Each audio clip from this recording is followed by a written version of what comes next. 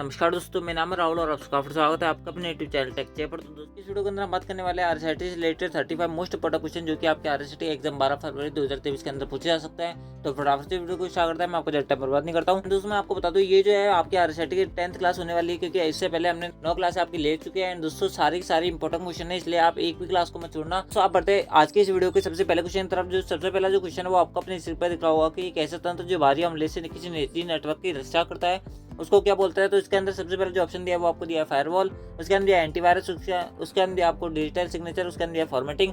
तो मैं आपको एक एक ऑप्शन के बारे में बताते चलता हूँ। सबसे पहले जो ऑप्शन दिया वो दिया आपको फायरवॉल। फायरवॉल क्या करता है, आपके किसी निजी नेटवर्क की बाहरी तंत्र से, यानी कि कोई भी हमलावर होता है, कोई भी ऐसा नेटवर्क होता है जिसके अंदर आपके पर्सनल डाटा को चुराने की खतरा होता है, उससे आपकी रक्षा कौन करता है, वो फायरवॉल करता है। ये विंडोज 10 के अंदर बाय डिफॉल्ट आपका इंस्टॉल आता है, ठीक है। तो फायरवॉल जो है इस क्वेश्चन का करेक्ट आंसर है। बढ़ते हैं नेक्स्ट ऑप्शन की तरफ। अगला जो ऑप्शन दिया वो आपको दिया है एंटीवायरस। दोस्तों बात करें एंटीवायरस की, तो एंटीवायरस आपके सिस्टम को वायरस से, यानी कि आपके डेस्कटॉप को, आपके पीसी को वायरस से बचाता है, यानी कि वायरस को आने नहीं देता अपने पीसी के अंदर। उसके हम बात करें डिजिटल सिग्नेचर क्या होता है, तो दोस्तों मैं आपको बता दूं, अगर आपने कभी बोनाफाइड बनवाया हो या फिर मूल्यवास कभी बनवाया होगा तो आपको पता होगा उसके नीचे एक हरे कलर का एक साइन होता है, ठीक है। उस साइन को क्या बोला जाता है, डिजिटल सिग्नेचर बोला जाता है, ठीक है। उसके हम बात करें फॉर्मेटिंग की, तो फॉर्मेटिंग आपको जैसे पता होगा कि अपने एमएस वर्ड यूज किया होगा तो आपको पता होगा कि किसी भी चीज का फॉर्मेट कॉपी करने के लिए आप कंट्रोल शिफ्ट पे सीधा दबाते हैं। दोस्तों जो आप प्रोसेस करते हैं उसको फॉर्मेटिंग कहा जाता है, ठीक है। इस प्रकार से आपके 4 ऑप्शन थे। उसके हम बात करें अगले क्वेश्चन तरफ। तो दोस्तों अगला जो क्वेश्चन है वो आपसे पूछा है निम्न में से कौन सा सिस्टम सॉफ्टवेयर नहीं होता।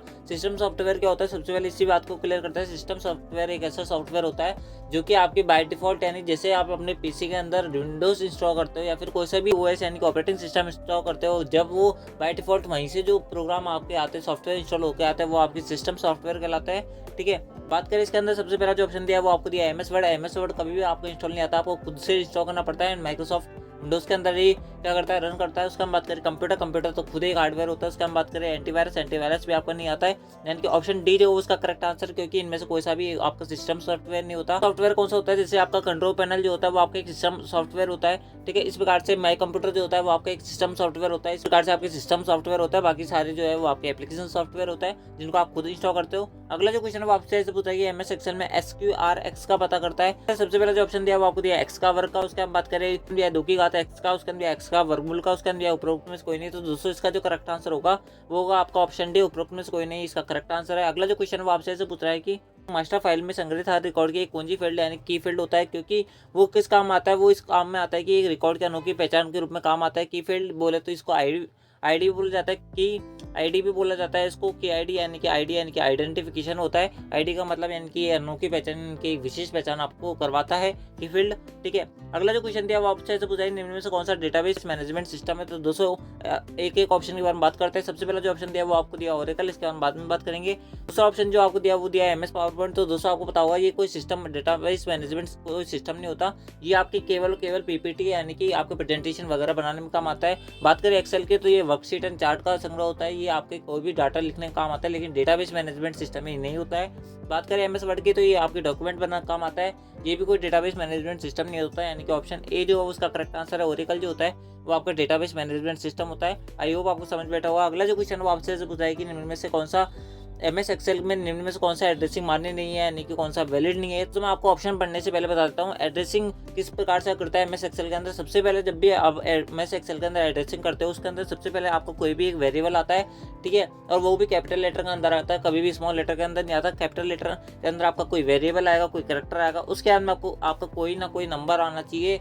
वही आपके मान्य होता है। दोस्तों अगर आपका इस प्रकार से लिखा हुआ है तो ये आपका कोई सेल एड्रेस नहीं हुआ, हमेशा आपका सबसे पहले एक वेरिएबल आएगा, देन आपका एक नंबर आएगा। इसी प्रकार से आपका सेल का एड्रेसिंग लिखा जाता है। करते एक ऑप्शन की, तो इसके अंदर जो पहला ऑप्शन है वो करेक्ट है, क्योंकि एक वेरिएबल आ रहा है उसके अंदर आपका एक नंबर आ रहा है, यानी कि A1 बिल्कुल ठीक है। उसके हम बात करें A1C3 तो ये भी ठीक है, क्योंकि इसके अंदर आपका ये यानी कि पहले वेरिएबल आ रहा है उसके अंदर आपका कोई नंबर आ रहा है। बात करें अगले ऑप्शन 3 की, तो ऑप्शन 3 के अंदर आप यहाँ पे देख सकते हो ए के बाद में डैश आ रहा है, उसके बाद में ए के बाद में आपको कोई नंबर नहीं आ रहा है, यानी कि ऑप्शन सी जो उसका करेक्ट आंसर है, क्योंकि A-3 आपका कोई वैलिड एड्रेसिंग नहीं होता है, ठीक है। बात करें कि ऑप्शन डी की तो ये भी करेक्ट है, क्योंकि एक वेरिएबल आ रहा है उसके अंदर आपका एक नंबर आ रहा है, यानी कि ऑप्शन सी भी आपका करेक्ट है। अगला जो क्वेश्चन वो आपसे इसे पूछा है कि निम्न में से कौन सा नॉन इम्पैक्ट प्रिंटर का उदाहरण है, यानी कि आपको नॉन इम्पैक्ट प्रिंटर इसके अंदर बताना कौन सा है।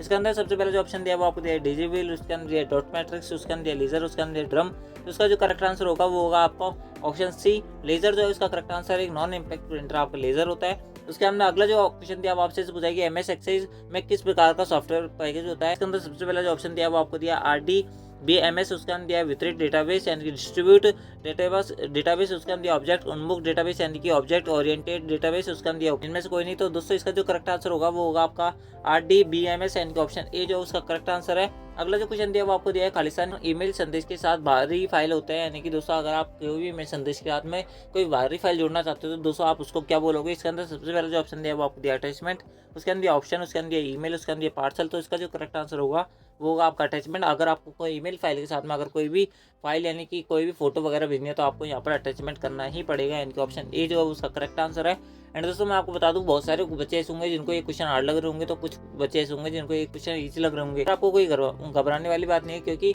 बहुत सारे बच्चे ऐसे होते हैं जो बहुत पहले से प्रैक्टिस कर रहे हैं, बहुत सारे बच्चे ऐसे हैं जो कि अभी प्रैक्टिस यानी कि इनफैक्ट उनकी पहली क्लास है तो इस कारण से उनको हार्ड लग रहा है। अगर आप इसको रेगुलर देखोगे या फिर हमारी रेगुलर क्लास से लोगे तो आपको कोई भी आप क्वेश्चन हार्ड नहीं लगेगा, आपको सारे क्वेश्चन ईजी लगने लगेंगे। एंड दोस्तों मैं आपको बता दूं अगर आप अपना RSAT का जब एग्जाम देखोगे ना 12 फरवरी 2023 का, तब आपको ये question with option as it is छपे यानी कि हुबहू आपको छपे मिलेंगे, इसके अंदर कोई दो राय नहीं है, ठीक है। अगर आपको छपे ना मिले तो चैनल को अनसब्सक्राइब कर देना। एंड दोस्तों मैं आपको बता दूं अगर आपने अब तक वीडियो को लाइक नहीं किया तो वीडियो को लाइक कर देना, चैनल को सब्सक्राइब कर लेना, क्योंकि ऐसी अपडेट एंड RSAT से रिलेटेड ऐसा कंटेंट आपको देखने नहीं मिलेगा।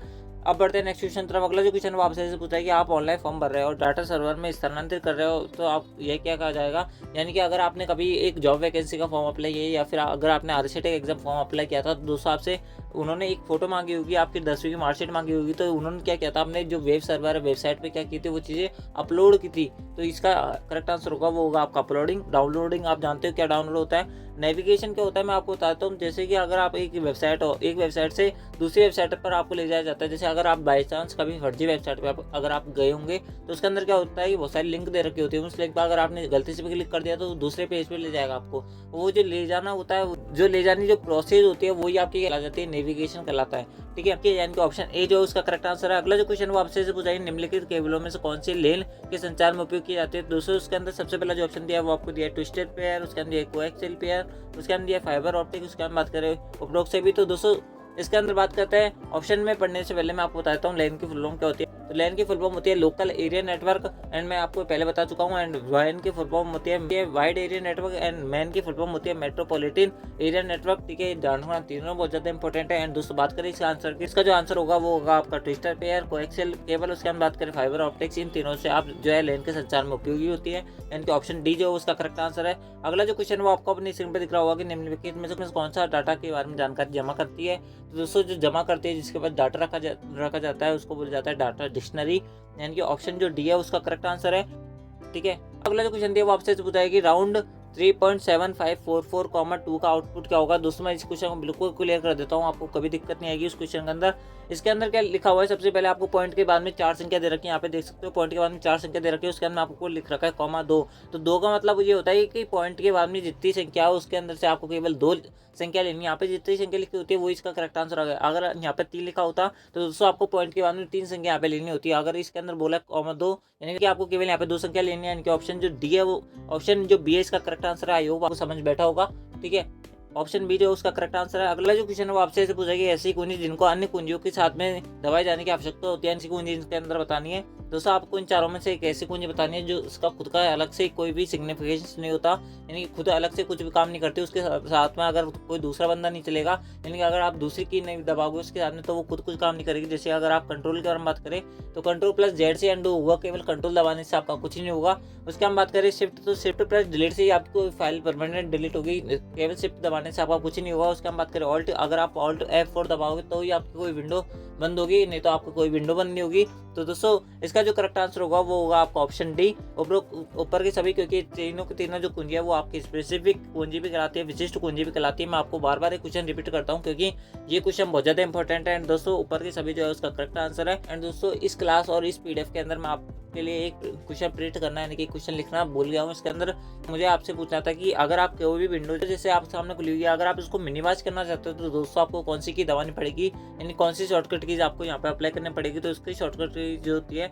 वो आपकी होती है विंडोज प्लस डी, ध्यान रखना क्योंकि ये क्वेश्चन मैं टाइप करना भूल गया हूँ, इस कारण से मैं आपको अलग से बता रहा हूँ। Windows+D जो है इसकी शॉर्टकट कीज है।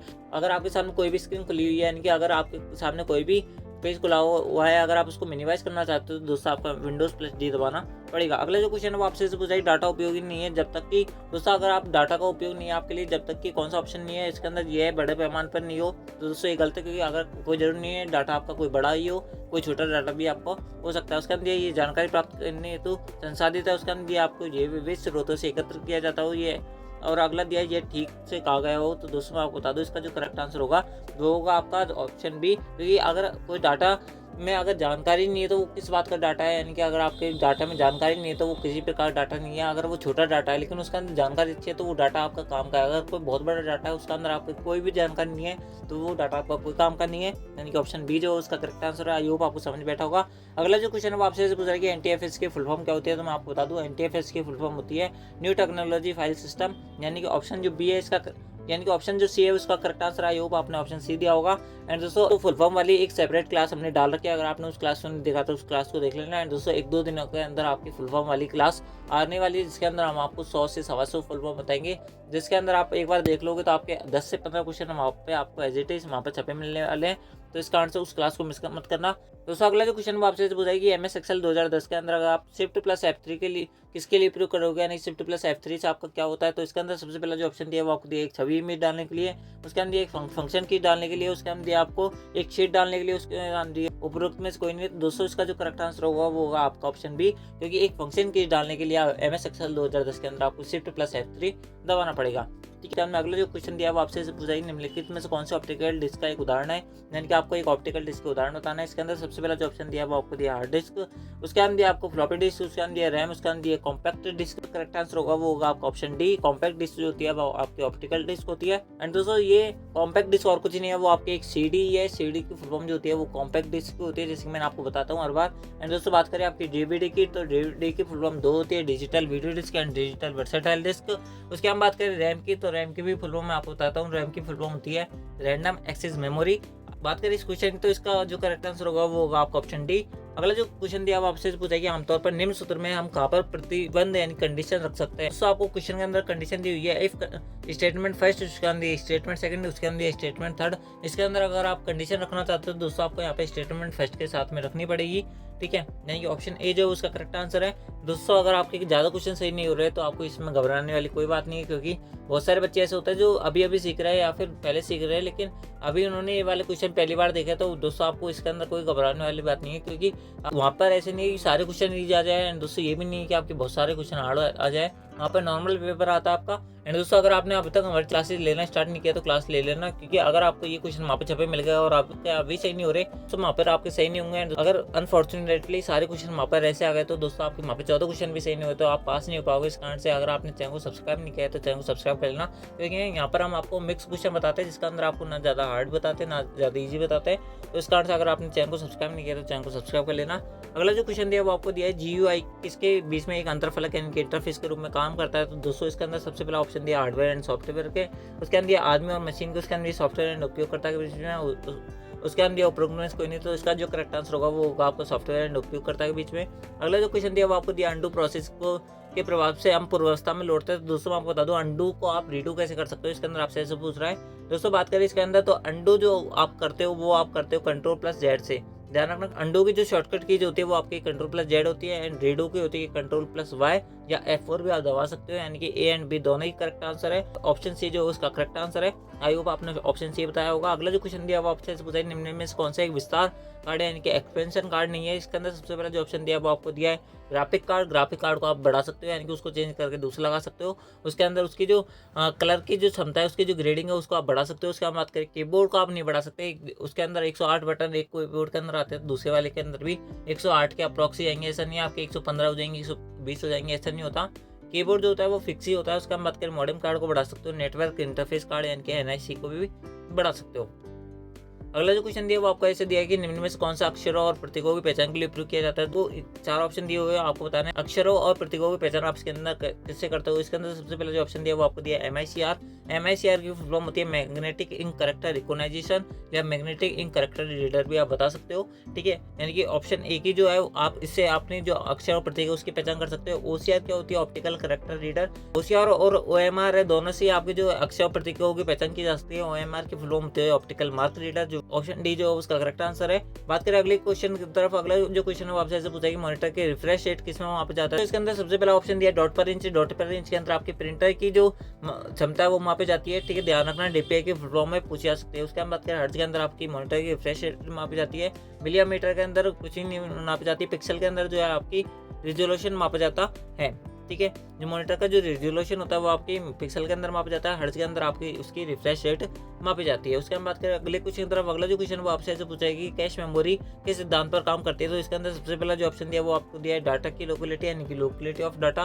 उसके अंदर दिया स्मृति की लोकेलिटी, उसके अंदर दिया संदर्भ की लोकेलिटी, उसके अंदर दिया आपको संदर्भ और डाटा की लोकेलिटी की तरफ। उसके अंदर जो इसका करेक्ट आंसर होगा वो होगा आपका संदर्भ की लोकेलिटी।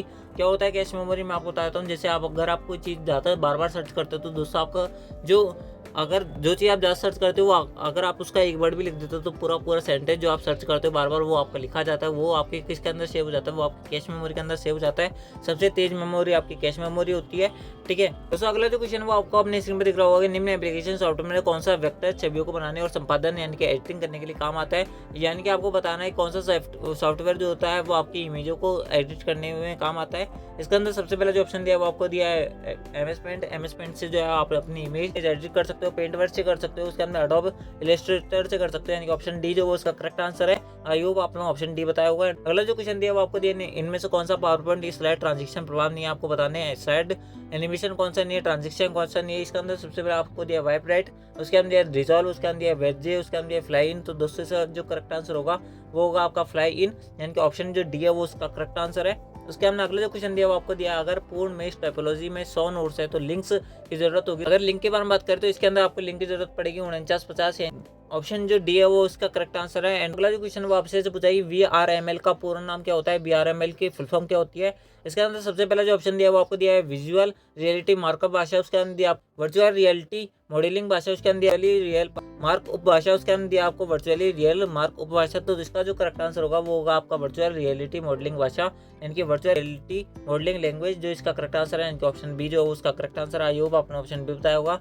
अगला जो क्वेश्चन दिया वो आपसे पूछा है सबसे उपयुक्त आपको विकल्प चुनना है। इसके अंदर सबसे पहला जो ऑप्शन दिया वो आपको दिया है मेल प्रपत्र मुद्रित यानी कि प्रिंटिंग करने के इस्तेमाल में किया जाता है। उसके अंदर दिया है आपको मेल मर्ज प्रपत्र मेलिंग लेवल मुद्रित यानी कि प्रिंट करने के लिए इस्तेमाल किया जाता है। उसके अंदर दिया आपको मेल मर्ज लिफाफे मुद्रित यानी कि प्रिंट करने के लिए इस्तेमाल किया जाता है। दोस्तों ऑप्शन जो तीनों है वो करेक्ट है, यानी कि ऑप्शन डी जो उसका करेक्ट आंसर है। अगला जो क्वेश्चन दिया वो आपको दिया हार्ड डिस्क में अगर ट्रैक 0 है तो वो कहाँ पर स्थित होगा, यानी कि ट्रैक 0 जो है वो कहाँ पर होता है। दोस्तों इसका जो करेक्ट आंसर होगा वो होगा आपका सबसे बाहर जो होता है वो आपका 0 होता है। उसके अंदर आपकी धीरे धीरे संख्या बढ़ती जाती है, 1 2 3 4 ऐसे बढ़ती चली जाएंगी, यानी कि ऑप्शन जो ए है इसका करेक्ट आंसर है। अगला जो क्वेश्चन दिया वो आपसे पूछेगी एक ऐसी कंप्यूटर डिवाइस जो मुख्य रूप से हार्ड कॉपी प्रदान करने के लिए इस्तेमाल में की जाती है। आपको पता होगा हार्ड कॉपी किससे प्राप्त करते हैं, जो है वो आपके एक प्रिंटर से प्राप्त होती है। ठीक है, बात करें CRT जो होती है इसकी फुल फॉर्म होती है कैथोड रे ट्यूब। एंड दोस्तों मॉनिटर का प्रकार होता है, मॉनिटर के 3 प्रकार होते हैं। एक आपको होता है CRT, उसके अंदर होता है एक LCD की फुल फॉर्म होती है लिक्विड क्रिस्टल डिस्प्ले।